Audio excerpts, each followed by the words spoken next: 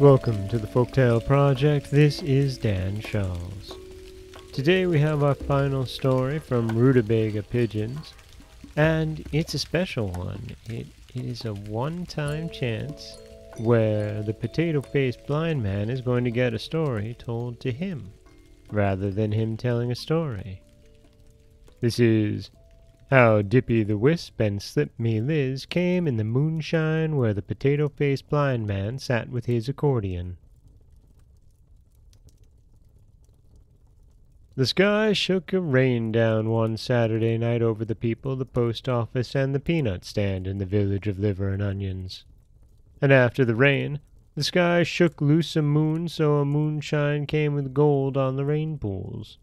And a west wind came out of the west sky and shook the moonshine gold on the tops of the rain pools. Dippy the Wisp and Slip-Me Liz came, two tough pony girls, two limber prairie girls in the moonshine humming little Humpty Dumpty songs. They came to the post office corner where the potato-faced blind man sat hugging his accordion, wondering what was next and who and why. He was saying to himself, "Who was it told me that the rats on the moon in the middle of the winter lock their mittens in ice boxes?"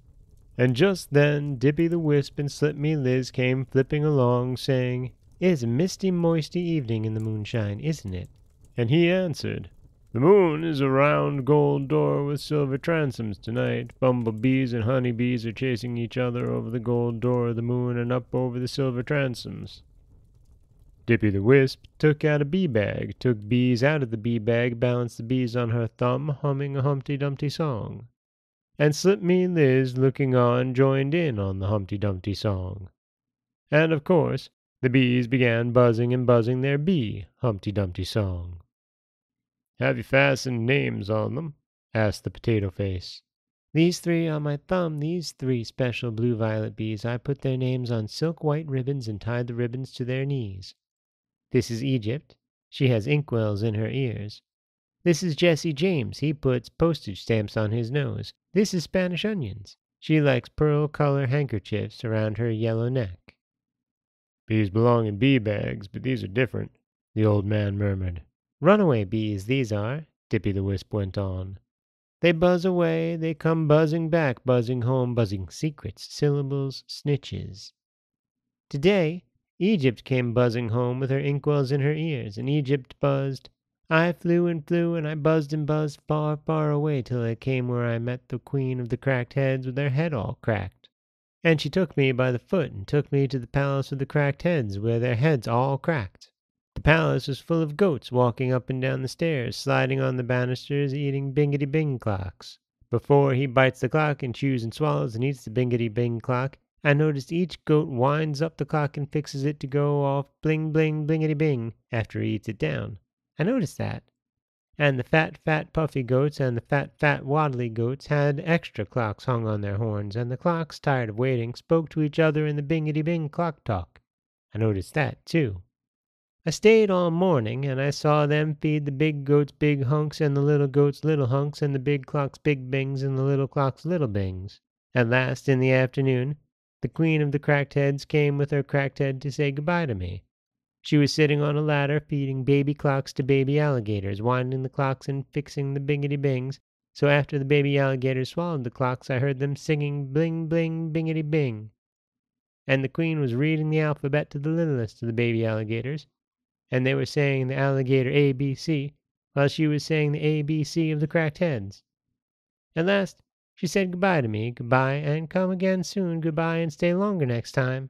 When I went out of the door, all the baby alligators climbed up the ladder and bingity-blinged goodbye to me. I buzzed home fast because I was lonesome. I am so glad to be home again."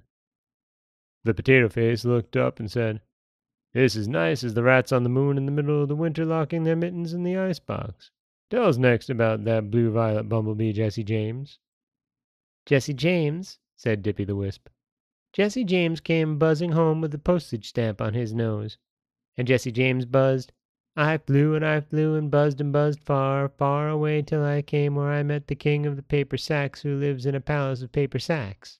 I went inside the palace expecting to see paper sacks everywhere, but instead of paper sacks, the palace was full of pink and purple peanuts walking up and down the stairs, washing their faces, stitching handkerchiefs. In the evening, all the pink and purple peanuts put on their overshoes and make paper sacks. The king of the paper sacks walks around and around among them, saying, "If anybody asks you who I am, tell them I am the king of the paper sacks." And one little peanut flipped up one time in the king's face and asked, "Say it again. Who do you think you are?" And it made the king so bitter in his feelings he reached out with his hand, and with a sweep and a swoop, he swept 50 pink and purple peanuts into a paper sack and cried out, "A nickel a sack, a nickel a sack!" And he threw them in a trash pile of tin cans. When I went away, he shook hands with me and said, "Goodbye, Jesse James, you old buzzer. And if anybody asks you, you tell them you saw the king of the paper sacks where he lives." When I went away from the palace, the doors and the window sills, the corners of the roofs, and the eave troughs where the rain runs off, they were full of pink and purple peanuts standing in their overshoes, washing their faces, stitching handkerchiefs, calling goodbye to me. Goodbye and come again, goodbye and stay longer next time. Then I came buzzing home because I was lonesome, and I am so glad to be home again. The potato face looked up again and said, "It is a misty, moisty evening in the moonshine. Now, tell us about that blue-violet honeybee, Spanish onions." And Dippy the Wisp tied a slip knot in the pearl-colored handkerchief around the yellow neck of Spanish Onions and said, "Spanish Onions came buzzing back home with her face dirty and scared, and she told us, 'I flew and buzzed till I came where I met the Queen of the Empty Hats. She took me by the foot and took me across the city of empty hats, saying under her breath, "There's a screw loose somewhere, there is a leak in the tank." Fat rats, fat bats, fat cats came along under empty hats, and the Queen always said under her breath, "There's a screw loose somewhere, there is a leak in the tank." In the houses, on the street, riding on the rattlers and the razzcars, the only people were hats, empty hats. When the fat rats changed hats with the fat bats, the hats were empty. When the fat bats changed those hats with the fat cats, the hats were empty. I took off my hat and saw it was empty. I began to feel like an empty hat myself. I got scared. I jumped loose from the Queen of the Empty Hats and buzzed home fast. I am so glad to be home again. The potato face sat hugging his accordion. He looked up and said, "Put the bees back in the bee bag. They buzz too many secret syllables and snitches." "What do you expect when the moon is a gold door with silver transoms?" asked Slip-me-Liz. "Yes," said Dippy the Wisp. "What do you expect when the bumblebees and the honeybees are chasing each other over the gold door of the moon and up over the silver transoms?" And the two tough pony girls, the two limber prairie girls, went away humming a little Humpty Dumpty song across the moonshine gold on the tops of the rain pools. And that was how Dippy the Wisp and Slip-me-Liz came in the moonshine where the potato-faced blind man sat with his accordion.